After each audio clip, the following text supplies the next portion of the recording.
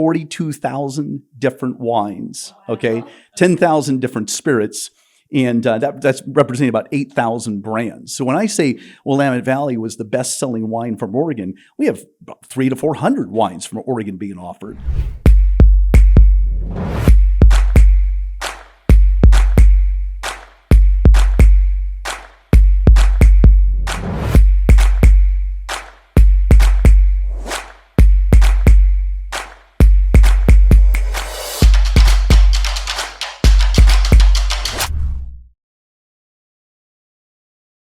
I want to take a quick time to thank our sponsors.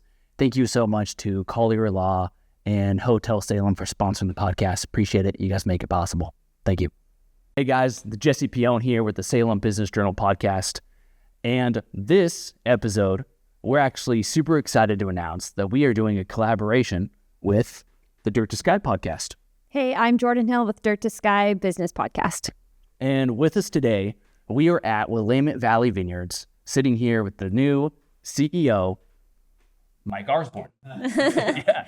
Hey, Mike, how are you today? Wonderful, Jordan. Thank you. Thanks for coming out. This is absolutely beautiful. Even in the middle of winter, it's a gorgeous vineyard here. Well, harvest is done, so what you see out the windows here is dormant, now at this point, and preparation for the winter months. Oh, for sure. Mm-hmm. Well, Mike, so you just came on as CEO this year, correct? In May. I joined in May after Jim Bernot, the founder of the company, he first bought this property in 1981 and planted in 1983, and he has been the only CEO in the business. Today, he's our founder, of course. That will never change. He's our chairman of the board and our president. But I was lucky enough to be selected by both Jim and our board of directors as the succession plan for Jim. Well, for sure. Well, I mean, after doing a little bit of research on you, we found that you actually have quite a resume yourself. Mm-hmm. So you started wine.com. Is that correct? I did. Maybe I take you back a little further. I am an Oregon native, okay? So I grew up in the town of Central Point in very near the Rogue River. I know the Bernots grew up on the Umpqua River in Rhodesburg. I went to Glide schools. I went to Critter High School in Southern Oregon. So fun stuff. The Oregon story there. Immediately, I moved to Portland after graduating from high school, and under the auspices of going to Portland State, for about a year, I dropped out to basically create software. And in the software business in Portland for a number of years, had a lucky opportunity to exit that company at age 29. And I started a company, we called it eVineyard at the time. The E's were popular. There's eBay and eToys and eTrade. Some of the E's still exist, but we were eVineyard. And a couple of years later, there was a firm in the Silicon Valley in Napa sort of combined, which failed, and their domain name was available to us. So we adopted the wine.com domain name after their bankruptcy. Wow. But that's how we got to wine.com. But truly, that company and what it is today started in Portland, Oregon. Oh, wow, gosh. That's crazy. I had no clue. I knew about wine.com, but I didn't know the history, and I definitely didn't know the guy who started it. Well, I commonly have called this either a wine habit or a wine hobby. I mean, maybe hobby is maybe better. but what I would do is I would find myself while in the software business, marching into a retailer like Zupan's grocery store, which was close to me in Portland, and I have the copy of the Wine Spectator magazine under my arm, and I'd be looking at this wall of wine and not much information, right? What you can glean on the front label and on the back label isn't very much for most products. And I thought this industry needed a database. It had no database. There were databases for music and TV, like IMDb. That's going strong today.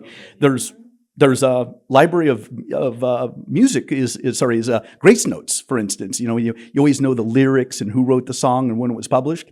There was nothing like that for the wine industry. Mm-hmm. And it's such a complex product in so many ways. And so I can see how important that would be. Mm-hmm. I focused on the objective qualities of the wine, not the subjective. We could be tasting a wine, you like it, I don't. Doesn't mean either of us were right or wrong, right?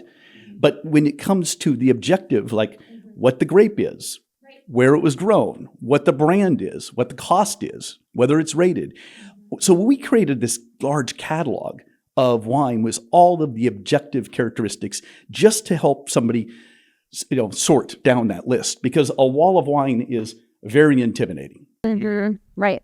Yeah. No, for sure. Well, now, how did you get from wine.com to Willamette Valley Vineyards? Well, that's interesting. Yes. Well, I happen to have early on, even I think even predating starting with e-commerce with wine, I had a chance to meet Jim Bernot early on, and because this business was started before I was of legal drinking age, promise. And so I didn't trade, but I had a chance to meet him probably in my mid-20s, and I certainly knew this iconic estate off of Interstate 5 because the tower. So you had met Jim when you were younger? Yes. And again, driving between where my folks were living in Medford, Oregon, and I had a business in Portland, this I-5 corridor was always there, and I wasn't stopping off at the Enchanted Forest, for goodness sakes. I was stopping off at Willamette Valley Vineyards nearby. That's our neighbor here, if those of you who don't know, an amusement park for young children. So yeah, there's something for the adults up on this hillside. But I had met him then. And early on, we started with our database of wine, actually, if I could say, Adelsheim, partly because it's the A. I think David Adelsheim's winery was like database entry number 1. I'm pretty sure Willamette Valley Vineyards, even though it's a W, has got to be in the first 20 wines that we entered into the database, right? So we had been selling these wines I'd been selling them at least through when I left in just this past May, and Willamette Valley Vineyards was Wine.com's best-selling Oregon wine. When I knew that Jim knew me, they were going through a process of recruiting a CEO, for the first time since inception, and he reached out, and we started kindling this conversation about what if I could transition from having been the founder of Wine.com to be the CEO and take over this property for Jim and managing this very complicated business. When you made the transition, what happened to wines.com? Did you sell it? Do you remain the owner? And then also just how is the transition into being CEO here? Well, again, Wine.com was started in 1998, so early on, in the first round of funding. So I was the founder of the company, and I led our merchandising efforts for what would be 27 years. But calling it the owner would be an overstatement, because of course we raised money. First rounds were with friends and family. Next were with proper VC, venture capital, and over the years, private equity entered the company. Since the past 5 years, the company has largely been owned by Goldman Sachs, and it's the private equity team in New York. So for me, the opportunity existed here to leave Wine.com in good hands with their leadership team that they chose to place, and with this opportunity, Jim knew there was a chance that he could give me another opportunity to spread my entrepreneurial wings, if you will. And really, he wasn't looking for a steward. He wasn't looking for a manager of this company. What Jim wanted was an entrepreneur. And he was very passionate. He's a very passionate man. I wish he were here today at the table with us, because he's on holiday this week. But should he be here, you would see that exerted passion, even at his after 44 years of this beautiful estate. I'll tell you what. In the spring, we'll do one out in the vineyard. You guys are down. Absolutely, we'd love that. So when you came in as CEO, did he want you to take your entrepreneurial spirit and just see what you would do with it and let your own visions come to life? Or did he have something in mind that he knew you were the person to carry that through? Well, thank you. That's an excellent question. I mean, the first part of this is certainly to come in not with guns ablazing and deciding that things need to be changed at all. So, goodness, it's only been 6 months. So a lot of this is learning this business. Now, Jim and I have always had a joke about which company is more complicated. At Wine.com, we had, we served 500,000 consumers. Our SKU count was, different wines, 42,000 different wines, okay, 10,000 different spirits, and that's representing about 8,000 brands. So when I say Willamette Valley was the best-selling wine from Oregon, we have about 300 to 400 wines from Oregon being offered. So complicated. So the joke would be, it's a highly regulated business, and I dealt with that for years and years, decades in this case. And now let me transition that to Willamette Valley Vineyards, which makes this company, I'll say complicated, but also really clever and interesting to me, is that we don't just have wineries, but we also have tasting room outposts where we have proper culinary programs. There are 7 of those. One's in Folsom, California, over in Bend, Oregon. Here at the estate in the Salem Hills, our property in Domain Willamette in Dundee. We also have 3 standalone restaurants near Portland, which one's in Happy Valley, the other in Lake Oswego, and the other in the beautiful waterfront of the Vancouver markets. I went there last week. To our property? Yeah. Oh, wonderful. I love it. It's such a gorgeous view of the other river. So that's on the Columbia and meeting the Willamette. It's fun. But okay, running culinary, running guest experiences, having half of our company's revenue is coming from consumers who visit our properties directly. The other half comes from what we call the 3-tier or our national sales business. So it's a good balance in that respect. But when I say complicated, that's what I'm referring to. And it's really one that's got a lot of interesting and fun daily activity. Mm-hmm. Yeah, that's interesting. Mm-hmm. What have you found in your experience? I mean, I know you said you're 6 months in, right? But it sounds like you were running a very different business. And so what have you found through your leadership to be one of the biggest eye-openers to you, something you weren't expecting as you were? Oh, goodness. Well, it might just be, the size of employment here is about a similar number to employees that I managed at Wine, or that the company employed, at wine.com. Similar size. But the difference is we had operational teams behind the scenes doing a lot of, receiving in the morning, pick, packing, and shipping in the afternoon. So in a large seasonal workforce. So the similarity is our operations, if you will, are our kitchen, our staff, our dining room, tasting room associates, and more. And then when it comes to harvest, wine.com's harvest would be those holiday orders and picking and packing them. Harvest here is literally the harvest of the grapes, and that's when we have a seasonal workforce coming on. So probably the most surprising thing different is that this is not just simply a winery. It's a place, it's a destination for experiences. And when I say this, I'm not just referring to the estate. Each of those tasting room outposts are meant to give you an experience, because when you go to our property in Vancouver, you could have, should you have had the time, Jesse, you could have actually done a little blend of some of our Walla Walla appellated wines right there in the tasting room in Vancouver, and made your own concoction. So each of the varieties that we grow in the Walla Walla appellation, like Grenache, Syrah, Mourvedre. There's probably some Cabernet or Cabernet Franc and on tap, and you can do your own blend. Consumers love this. Wow, it sounds like each outpost is different from the others. Is that right? They are. They'll all remind you of each other. They were designed by the same team, and really, Jan Bernot, Jim's wife, had taken an instrumental role in all of that creation, as well as our Domain Willamette, gorgeous property in Dundee, which maybe we'll discuss later when it comes to sparkling wine, because that's another whole sidebar. Yes, but it is. What I would tell you, I don't want to say surprises, because what I know very well is the national wine market and all of the wholesale distribution. And a lot of our customers, when I was at wine.com, they weren't necessarily competitors when it comes to other retailers or restaurateurs. It's a very collaborative retail environment. And I would tell you, one thing I'm not a chef. I'm not here to give our culinary director, DJ McIntyre, who now has celebrated his 10th anniversary in June. He's not going to get advice from me. But I would tell you, from a consumer perspective, I eat out a lot. I have traveled the world. I've been to every wine country in the world. I love, so the experience, I get it. I know a good experience when I see it. I know a poor one when I don't. There are no spare customers in that industry of food and beverage. So we have to also adopt that same discipline that every customer's experience matters.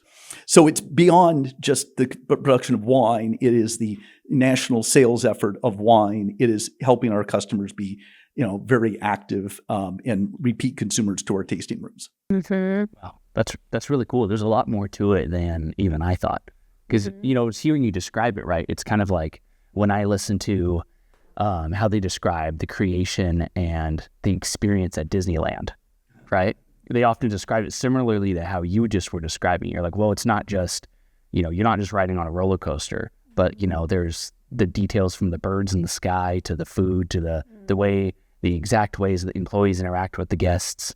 And I think that's really cool. I think it's really cool that you guys have really narrowed down the experience for guests. The company does have, monthly sales training, and also it's not just, I'm not going to describe this sales training, but historical training, learning about the wines, learning about the culture of the company and the people who have founded it and the ground that we're on, because we do have some turnover in our tasting room associates.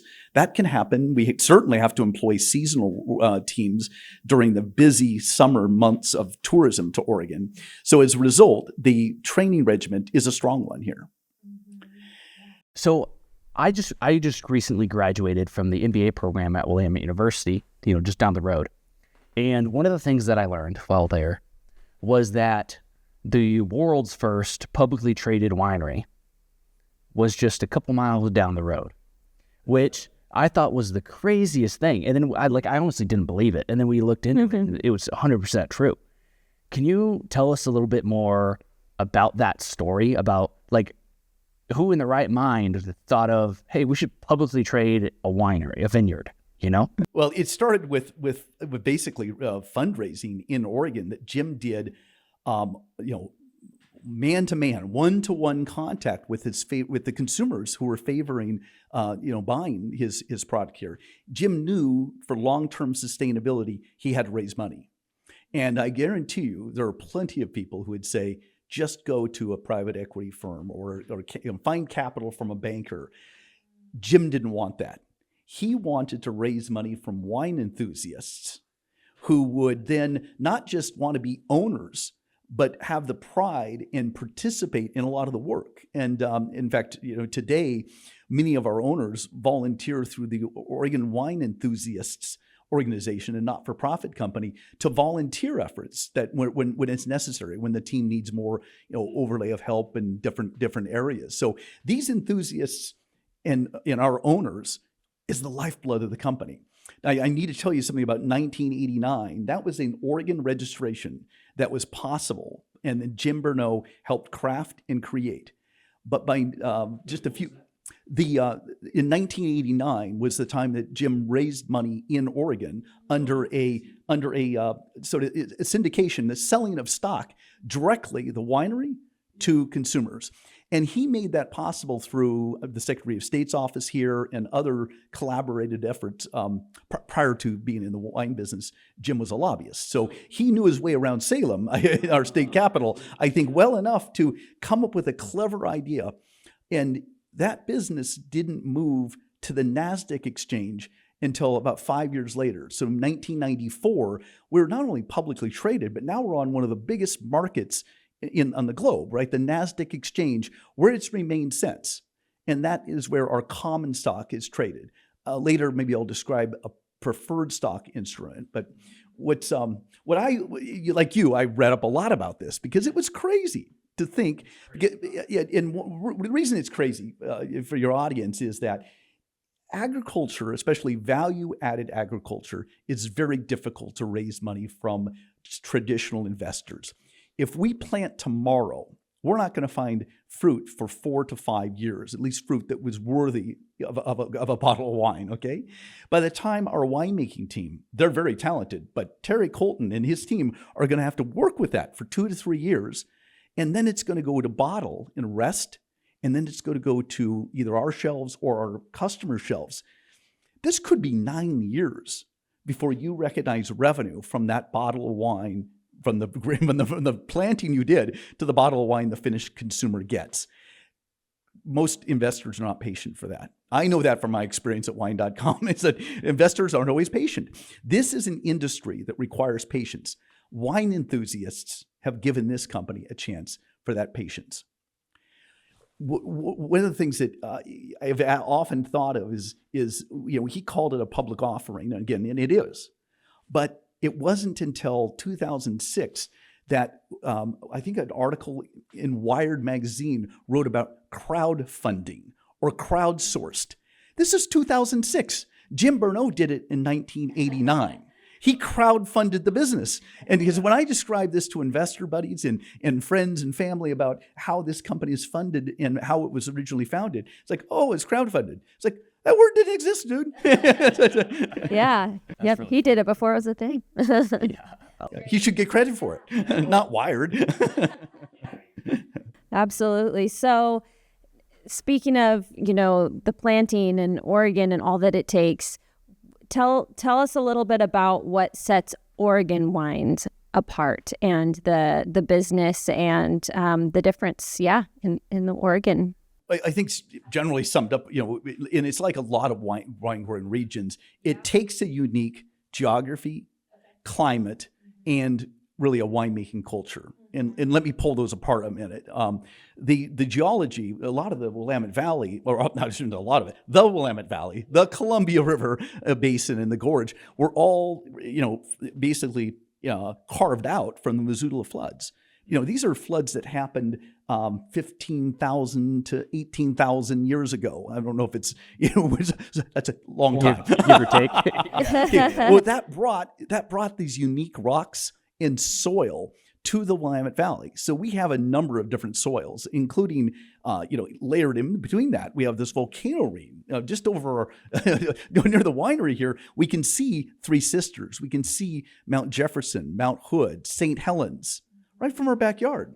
And that caused for, that allowed some of this sedimentary soils then got covered by the Jory soils, or the red clay, I should say, in Dundee. That's why it's called the Red Hills of Dundee. That's volcanic.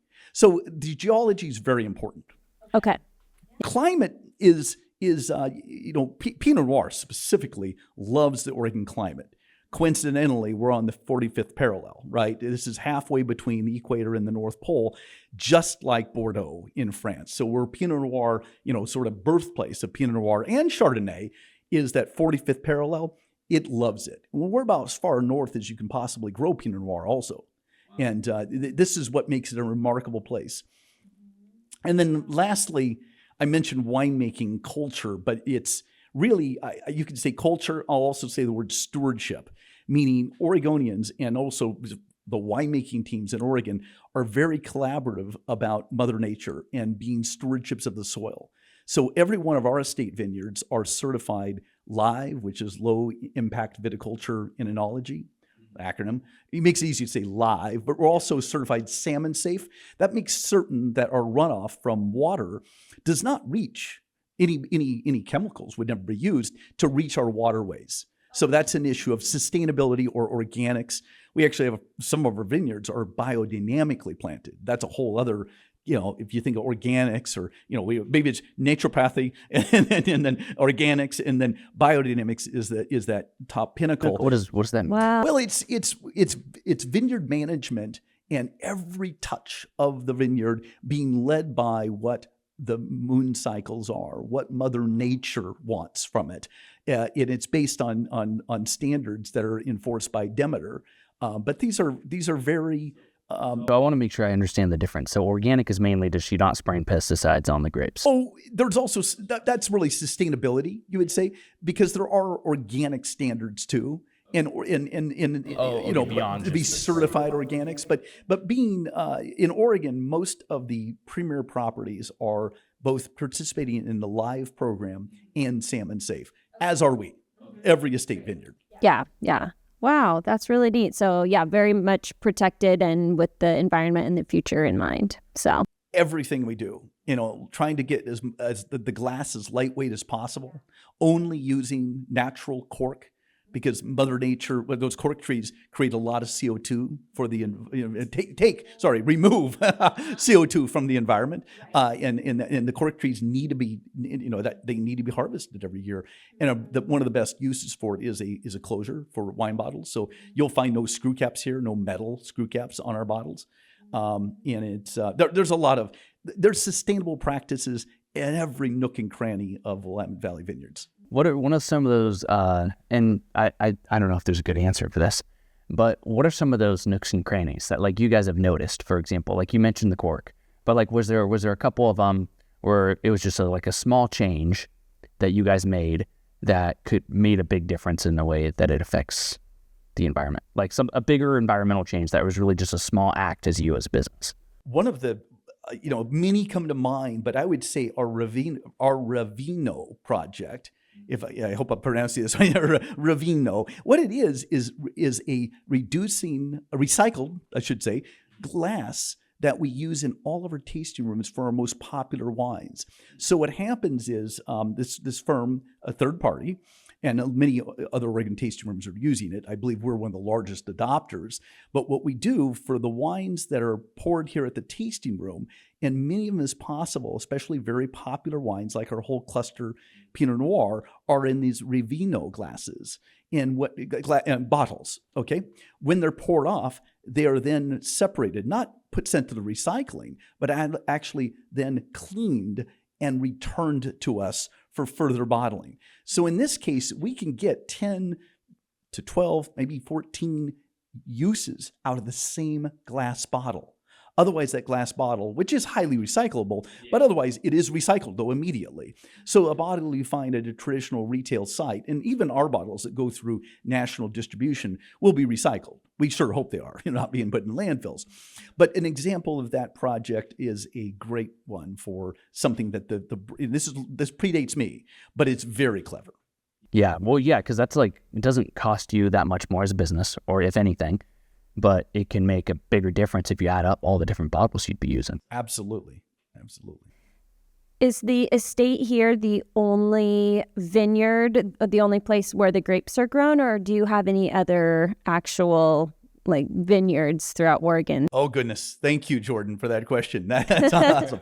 Well, let me first describe that something quite unique about the company is that I believe we're the only winery in Oregon to source from as many different appellations, if you are AVAs, American Viticultural Areas, than any winery in Oregon. And let me describe this. We have a property that we do not farm it, but we have a long-term contract on in Southern Oregon in the Rogue Valley called Griffin Creek. And that property, the Moore family, have been farming this for decades. That is in our Griffin Creek label, and we make wines down there that are this is my hometown area, I never realized it's hot in the summertime, right? So the Pinot Noir is not what we grow in Southern Oregon. We grow Cabernet, we grow Tempranillo, Malbec, Viognier. I'm going to leave a few out, Merlot for sure.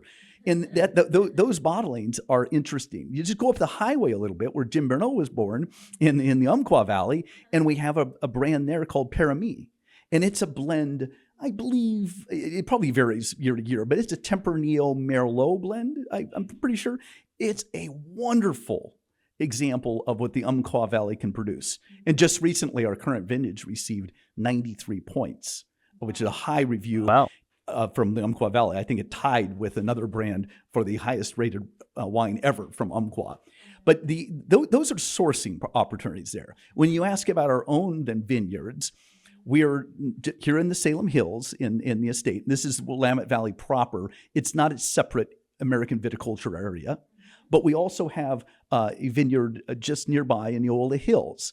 And there's a couple of different vineyards there that Betty O'Brien and her late husband, Dick, had started and founded about the same time, I think, in 1983.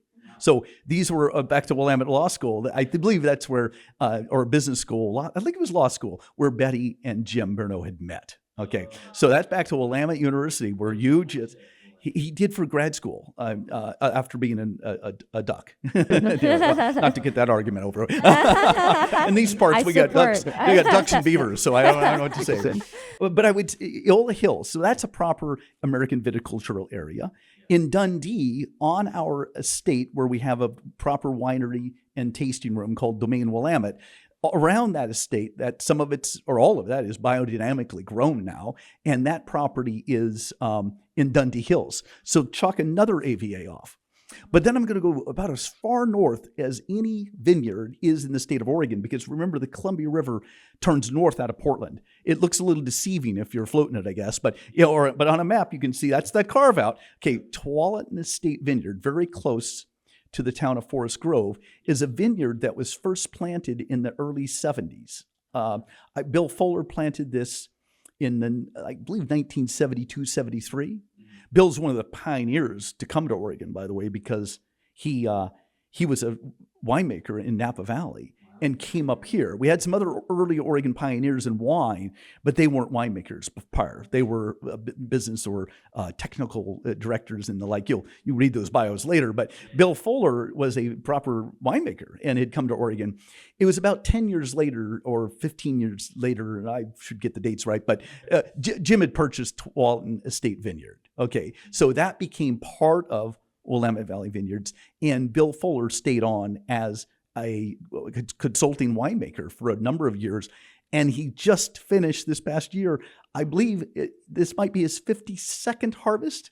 We have a couple of wines that are already released, 49 and 50. This was either 51 or 52. So that I get that. Now I just went to Tualatin, but you can find my enthusiasm here for Oregon in just a second. Okay, we also have property in the Walla Walla AVA. Now, immediately, a lot of even wine industry folks will think about Walla Walla and they go immediately to think Washington State, okay? But that appellation spreads across, the AVA is crossing both Oregon and Washington. And my joke is that, and there's State Line Road, by the way, and you don't need a passport to go, but you'll never know if you're in Washington or Oregon, you pass through all the time. But State Line Road makes the distinction. The wines that are grown on the Oregon side are exquisite. Not to tell you that the other wines of the Columbia Valley or Walla Walla aren't, but really at that State Line Road and at that valley floor level, it will remind you of the Rhone Valley of France. And specifically, there's a high-end appellation called Châteauneuf-du-Pape. Wow. Grapes are like Syrah, Mourvedre, Viognier, and Grenache. Don't forget the very important ingredient of Châteauneuf-du-Pape. We grow those grapes there on a property in a brand we call Maison Bleu. Uh-huh. Wow. That was an acquisition done just a few years ago. And then up on the hillsides, not too far away, but way up high, is a vineyard called Pamperin. Or in our case, the whole vineyard area is called Savine. It's just Walla Walla today. But that Pamperin brand of ours we make Cabernet, Malbec, Cabernet Franc, high elevation, and that's the climate for it. So valley floor, by the way, there's a very specific appellation, AVA, it's a mouthful. It's called the Rocks District of Milton Freewater.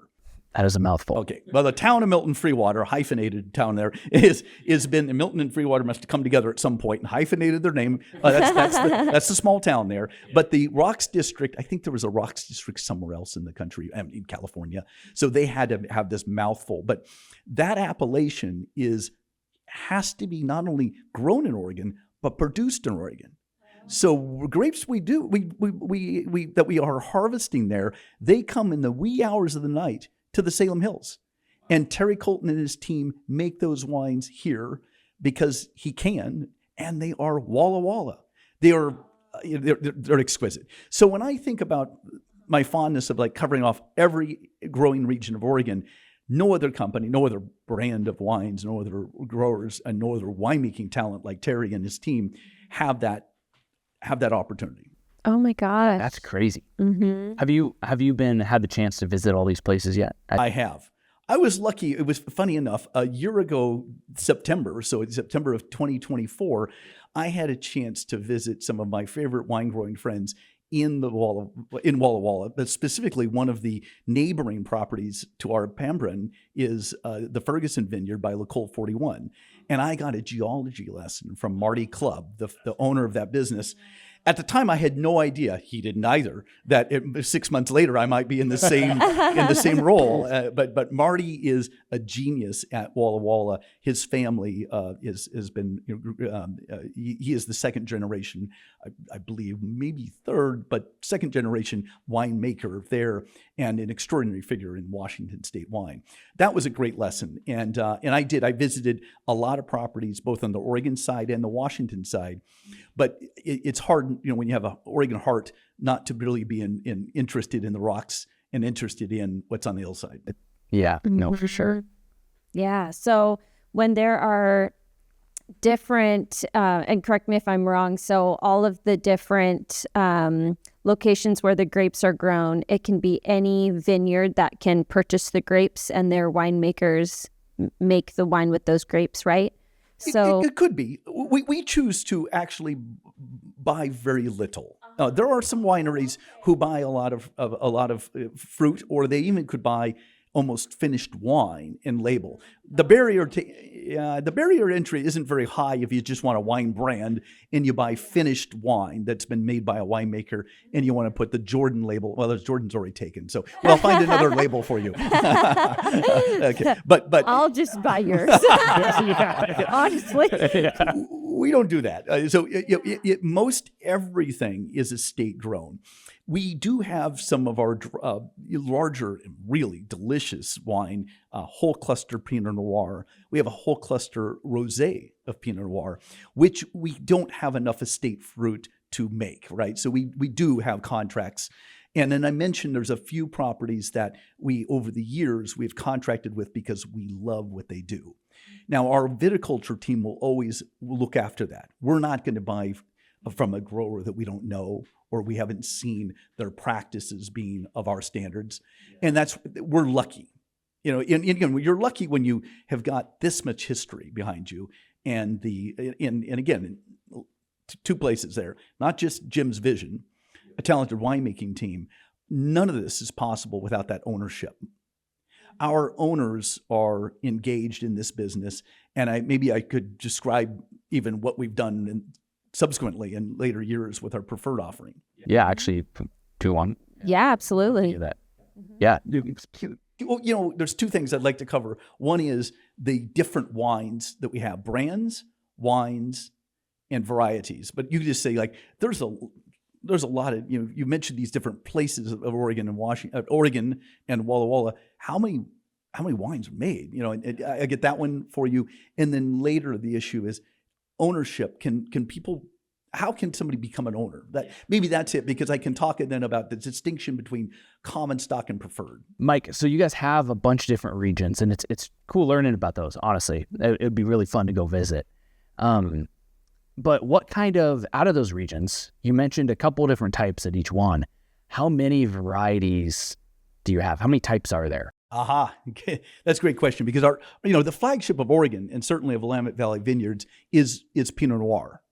But beyond Pinot Noir, Oregon's very well known today for Chardonnay and also for Pinot Gris, another white variety. But in all of our regions and those properties, we actually bottle 19 different varietally specific wines. I won't name them all. 19 of them: Viognier, Pinot Blanc, Sauvignon Blanc, like Merlot, Cabernet Franc, Cabernet Sauvignon, on and on and on. Okay, 19. But we have, and that's not even naming the blends. Like I mentioned, a Pyramid from Umpqua, it combines Merlot and Tempranillo as an example, and that's not counted. That's a blend. So, but there are 12 brands and more than 80 different wines that Terry Colton and his team bottle every year. Wow. So now I mentioned earlier, I have sold a lot of variety and a lot of different wines, but here, there's plenty to taste. There's plenty to keep us entertained and busy about wine. One of the things that makes us unique is that our winemaker, Terry Colton, has made Pinot Noir for decades. In fact, he started here in our cellar nearly 30 years ago or so. Okay. After a bit, he was recruited by Josh Jensen, now the late Josh Jensen, a pioneer in California Pinot at the Clara property. So when Jim was told by Terry Terry wanted to go to California and work under Josh, Jim supported that. Go work for a genius in Pinot Noir. And after that, Terry spent some time on the Central Coast, where, again, the Central Coast of California, I'm referring, where Rhone varieties are made, especially up in Paso Robles, where it's back to that Grenache, Syrah, Mourvèdre. So Terry's one of the most talented winemakers in Oregon who has got his feet with Rhone varietals, Bordeaux varieties. That's the Cabernet Sauvignon, Cab Franc, Merlot. Those are called Bordeaux varietals because that's what grows in the region of Bordeaux, France. Okay, and then of course he has his heart in Pinot, having started there, Pinot and Chardonnay. So uniquely, if you looked at this and said, you guys are crazy, 19 different varieties, how can a winemaker be that good? Well, they can be if they have experience, and it takes 40 years of experience to be able to, in harvests, to be able to know when you are, on the right track or the wrong track, because you only get one shot at it. This isn't vodka or gin. One shot a year. Yeah. Well, what's funny is my follow-up question was going to be, well, if you're doing that many, how can you do them so well? And you answered that question. But I have a question off of that, though. Well, because, there's so many different varieties, how do you, because he has the experience, but when you're managing, what's the value of Willamette Valley Vineyards is like 30 million? Or more, yeah, give or take, yes. It changes daily. Go ahead. I can tell you. It's probably not valued enough because we hold a lot of assets that are in real estate and holdings and such. So maybe I should comment a whole lot more about that. But with all of the vineyard holdings and estates and such, it's our valuation's probably not what it should be. I tore up your guys' financial sheets when I was in business school. It was a lot of fun. But yeah, it's a good company. It's well positioned. When it comes to quality, and you didn't ask this, but I want to say there are measurements for quality which really come from the industry critics, and this is so important because it's a little dangerous to give your wines as samples to journalists and wine critics globally and say, "Give me a grade." And the grading scale is very much like in primary school or where it's a 100-point scale. So you want that 90 plus A on your grade, right? Or you don't want to show it to your mom and dad. you bury that card. Terry, this past year in the trailing 12 months, 30 of our wines have received 90 points or higher, 60 different ratings. So that's the 60. So 30 wines and by the way, these are not our most obscure wines. These are some of our drivers, like our whole cluster Pinot Noir. Our current vintage has 3 ratings over 90 points, and one of them is a 92. That's an A+ in wine. Well, especially since it retails for $25. It's sort of that's that quality to price ratio. When Terry received that review this summer, he said that was more important to him than receiving a 95 or a 98 at times in his career, because it's a larger volume, right? It's hard to make high quality and make a larger production. If you can fiddle around with 1,000 cases, you can make a concoction that's probably going to catch a journalist. What do you think is your guys' trick to that? Because you guys are producing very high quality product consistently. You have to be consistent, especially in your business. So you're super high quality product consistently, and a lot of it.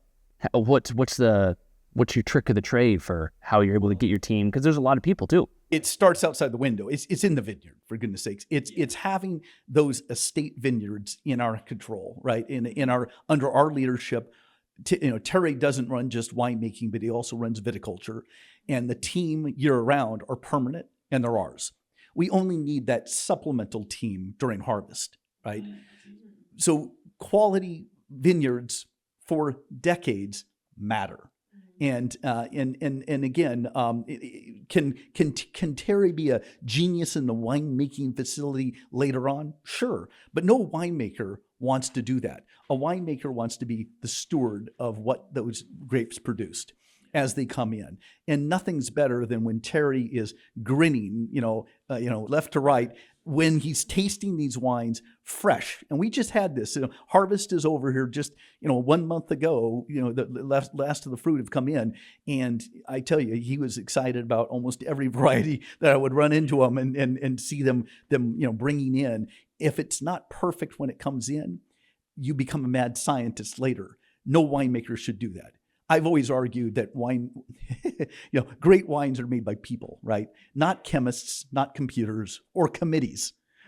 Committees are dangerous because then you're just basically, getting down to the lowest common denominator of a wine, and that may be production quality. It's probably called wine, but it's not wine that we're making. We're making wine that's really from the sense of place. Wow. I love that. So you've talked about ownership and owners, what does that look like? And can anybody become an owner? What does that look like? Thank you, Jordan. Well, I don't want this to be too complicated, but as we talked about earlier, we're traded on the NASDAQ exchange, and we have a common stock under the symbol WVVI. And so that common stock is available to anybody. You could log into your Merrill Lynch account or Charles Schwab. I don't want to leave out names, but you get the idea. Any broker can sell you, you could buy, Willamette Valley Vineyards common stock. And that is stock that's really tied to the long-term valuation and equity of the business, okay? And that's very, very, very practical. What's interesting was a number of years ago, I believe it's just been 4 years ago, we introduced a secondary offering, a preferred stock offering, also on the NASDAQ exchange. It's called WVVIP, Willamette Valley Vineyards VIP. And this is clever because it's preferred stock, which means, the word preferred means the preference of that stock comes before common stock. And that's only matters in a liquidation. People don't like to talk about that, but that's what preference means.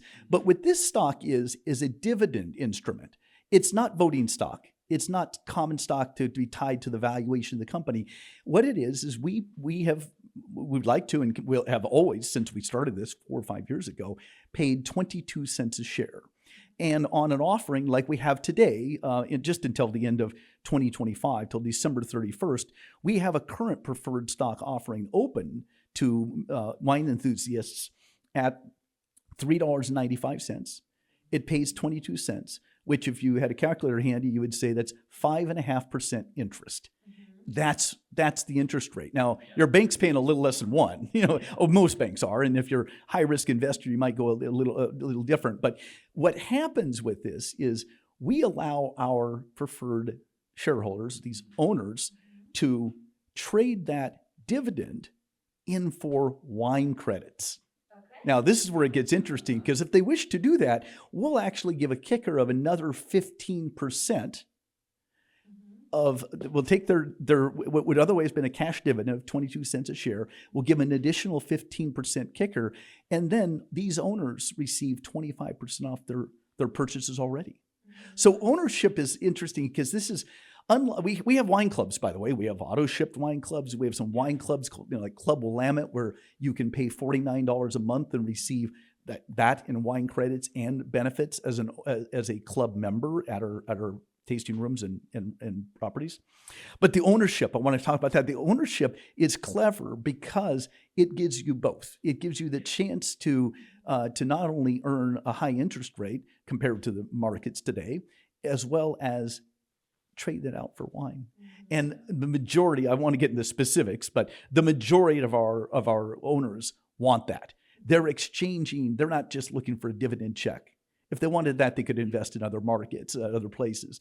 They want the ownership benefits.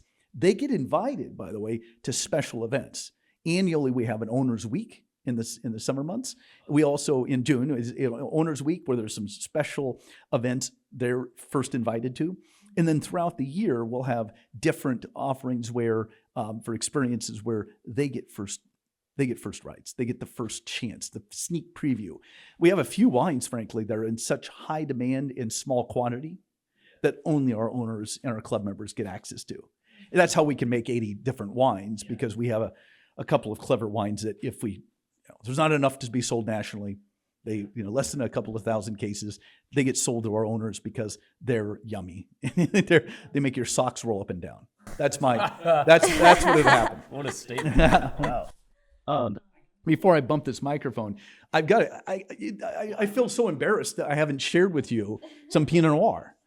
So this is our estate Pinot Noir, grown from only estate vineyards, either here, the Eola Hills, or Tualatin. So we could cheers this. Well, you do what you want, but this is actually in a glass that was designed by George Riedel with a lot of input from the Oregon industry, including Jim Bernot. And this is what we call the Oregon Pinot glass. So it's got that little tulip top to it, but it was made specifically for the Oregon industry. And you'll find this at some of the best tasting rooms in Oregon. Now, we're committed to it. So you're saying this glass was specifically designed for Oregon wine. It was. And Jim Bernot helped design it. Yeah, Jim had a business at the time, a wholesale business where Willamette Valley Vineyards wines and others were being sold. And at the time, Jim was the wholesaler of Riedel glassware in the state of Oregon. That's how he met George. But maybe he may have met George years before that. But I know that he had been the wholesaler of Riedel, and Riedel is one of the finest Austrian glassmakers. Period. And so we're proud to be Very serving nice. this. This is the 22 vintage of our estate. I know you didn't come here to taste wine, but it's silly not to have a profit, at least, right? Yeah. Talk business and Very wine. good. Absolutely. Oh, wow. That's really special. Yeah, thank you so much. Thank you. And I was just going to say, I feel like, do you find that many of your investors are people who are kind of in it for the long haul? Because it seems like when you're, because I was thinking about the model of the way you guys do your preferred stock, and it seems like it helps provide a lot of stability for the company. Because right now, right, we live in a world that's so volatile. You know, we're seeing tech companies come and go, and we're seeing a lot of businesses struggle financially, ones who have overextended debt. You know, but it seems to me, just from looking at your guys' books while I was in business school, Sure. it seems like you guys are set up for the long haul. And it also seems like, from my understanding from the outside, that a lot of the investors and people who are bought in with your stock options, I thought that was a very clever move, because by getting enthusiasts and people who want to participate, not just own it, you're bringing in people who are going to stick it out and want to be on the journey with you, which I thought was very good. You nailed it, Jesse. What these owners of ours are, not just wine enthusiasts, but evangelists of Willamette Valley Vineyards. I'm sure they will probably bother all of the restaurants. They'll walk into a restaurant, look at a wine list and say, I wanted Willamette Valley Vineyards, Pinot Gris today, or I wanted Willamette Valley Vineyards Founders Reserve Pinot Noir. They'll ask for it by name.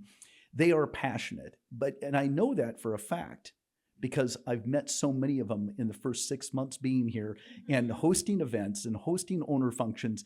And I meet owners that were first in. And the first in are interesting because what Jim did was hand them all a shovel and have them, there's a picture of them helping to actually, start the groundbreaking for the winery facility that you're in today.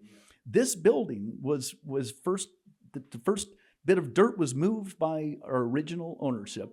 And these owners continue to not only be evangelists for the company, but I know, because of our current preferred offering, the one that is, ends at the end of December of this year, 2025, in this particular block, 70% of the participation came from existing owners, meaning they wanted to buy even more shares, because the more shares they hold, the more discount, the more they can drink their way into the business, because that gives them a chance to have even more wine credits. Those wine credits are used, by the way, for some of our special events and experiences that are used to buy bottled wine. They're also used to enjoy the culinary experiences, which are amazing. We recently had a journalist write about this Salem Hills estate and about the work that DJ McIntyre and his team have done. And she said, come hungry. Come hungry. And I think that was in Lonely Planet. Okay, so it's not a wine magazine. It's a proper tourism, website, and it was touting 9 places in Oregon to visit, and DJ's culinary program. I mean, the wine was part of it, right? It's not just, Right. but it was fun because it is really a draw to be able to do both, taste wine and enjoy a meal simultaneously. Yeah, well, the food here is also extremely good, and it is really nice. I like going out on the balcony, and you can it's just so beautiful. Even on people can't see this, but on the other side of the camera, there's these open windows to the vineyard, and it's just, whenever we take a minute to stop, working for a second and really just kind of look at it, we live in a beautiful place. We do.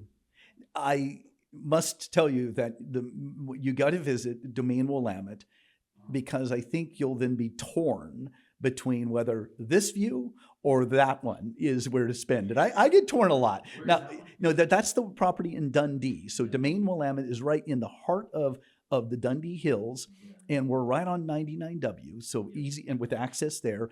In that property, especially on a clear day, you're looking out to gorgeous views of Mount Jefferson and Mount Hood.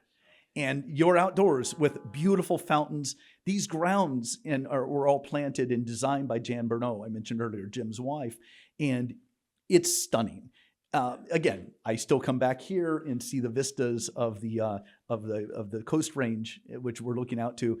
It's beautiful, but I think you'll be torn. You should try it and let me know. Okay, I will. Definitely will. Yeah, definitely makes me want to stop by the outposts and the different locations and just have confidence in knowing that the experience is going to be amazing with the culinary experience and the wine and the people and just the environment that when we walk in, it's so welcoming and, you just know you're going to have an amazing time. We have a great team. The team is not, they're great people. They're invested with their heart, their head in the industry and in the brand. And they are like our owners, our own team are evangelists, and it's fun. And it's not, it's sure, we're here to sell wine. We're here to offer a great experience, but you got to do both. And you've got to have a team who is passionate.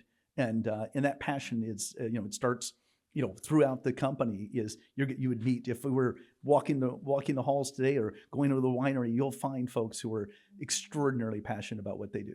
So, so a lot of our listeners, it's been super awesome hearing about Willamette Valley Vineyards, but, we already have you here. And so a lot of our listeners are people who, are like small business owners or, a lot of young people trying to figure things out.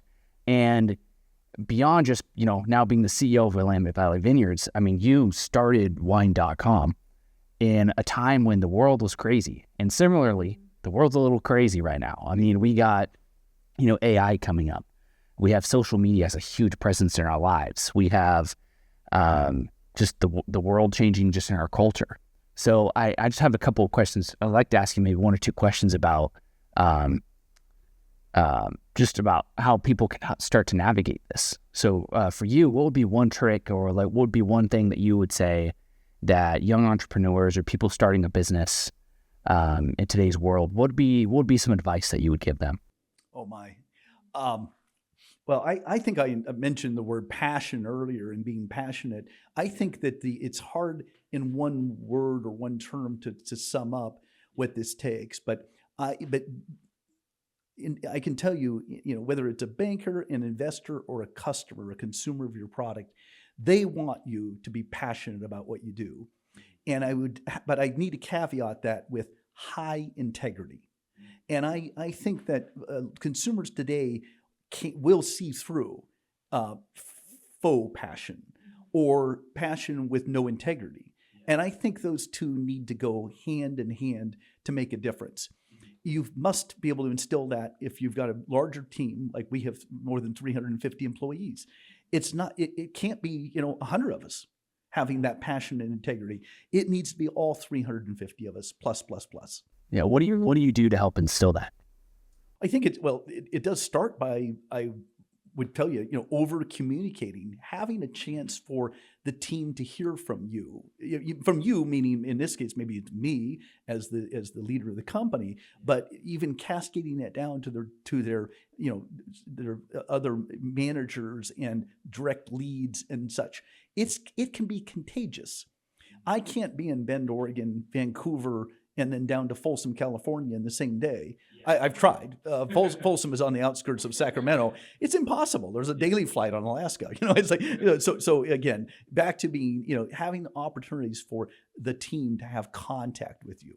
I love being out in the field and meeting our team, meeting our customers. So many of them come here and they want it, and they want airtime, and that's great.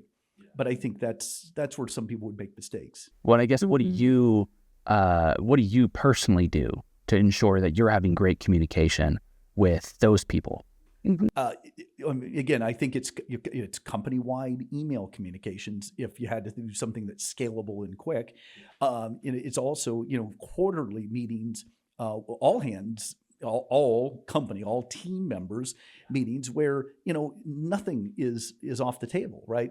We have to be a little careful that we are publicly traded, so those meetings have to be hosted after we've given the SEC our results. At that time, nothing's off limits, right? We want to talk about the performance of the past quarter. We want to talk about the initiatives that are in play to either course correct or improve this. There's a lot of work to do in every business. And you mentioned the headwinds today. There are a lot of them in every nook and cranny of the industry, not just the wine industry, but of industry today. And you have to make sure your team's aware of them.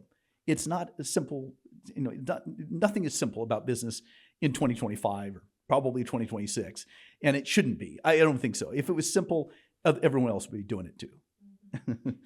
As a executive that does know the value of being passionate about what you do every time you walk in here, are there any strategies that you have to employ for those times where you're feeling burnt out or tired, or you realize that you need to replenish yourself to get that fire going again? Do you ever have those moments? Oh boy. Maybe that's what a glass of wine is for. It can happen every afternoon if I need it. For me, I end up, relaxing through travel and through, food and family and entertainment. I like to talk to people, like to talk to the team, like to problem solve.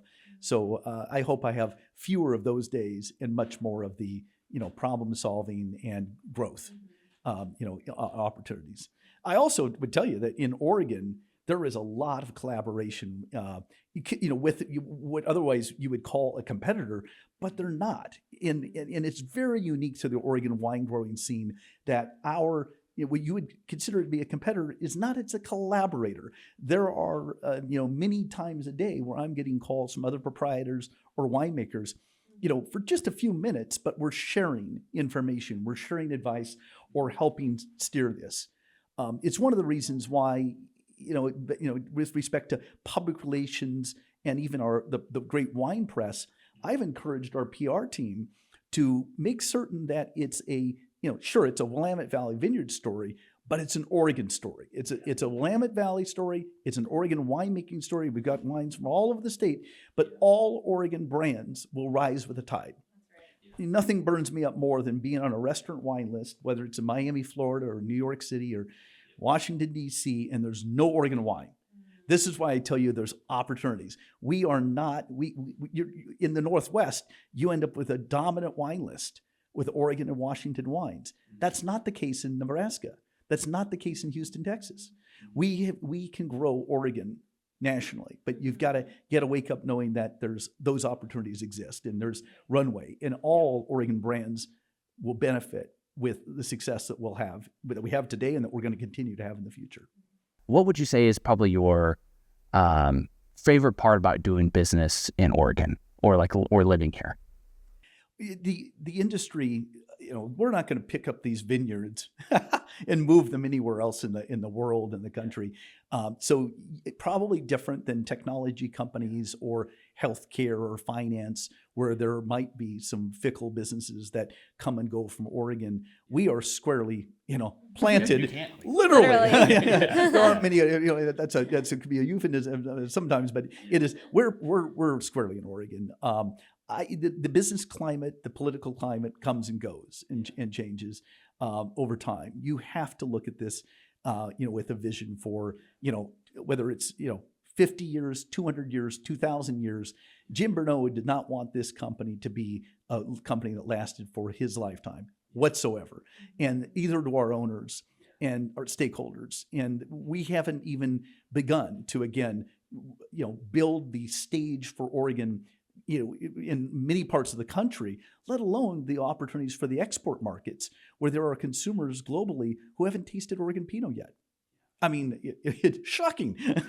So we're the kind of business that we're not fickle about it. We need to be long-term, and those other climates will come and go. Yeah, I like that. So what I'm hearing you say is, instead of being so caught up in the winds of today, keep an eye out on, 50, 100 years from now, where would you like your business to be or your industry to be, and aim for that and shoot for that. Mm-hmm.